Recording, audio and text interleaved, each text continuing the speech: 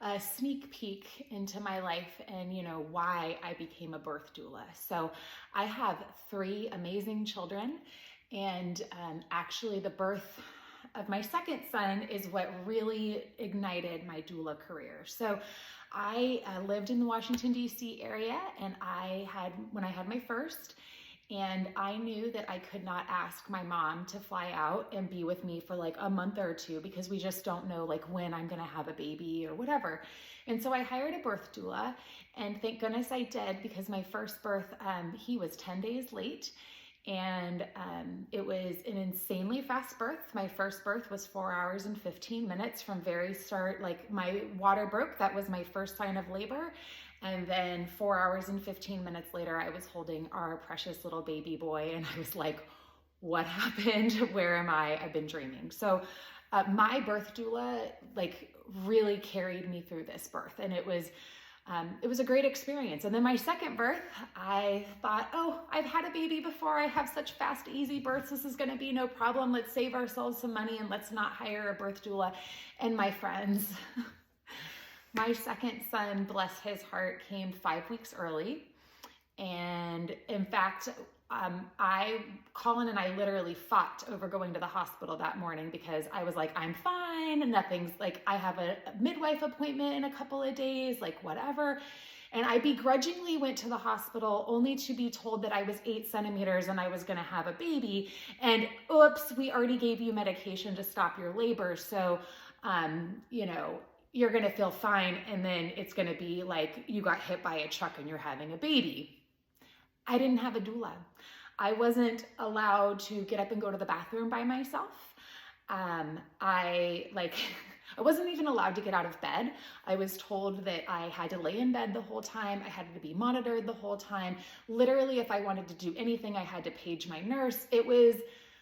I felt like nobody cared about me. All they cared about was my baby. And I was just a vehicle to have a healthy baby. And I hate sharing terrible birth stories, but it's what spurred me to become a doula. And it is what reminded me that every woman, regardless of where they're giving birth, regardless of who their provider is, they need somebody in their corner to support them.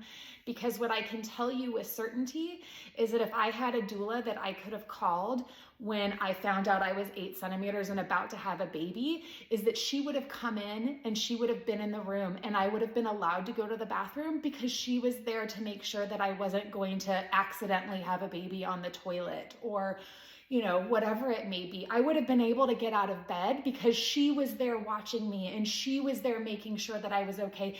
And if anything wasn't okay, she would have called my nurse in. And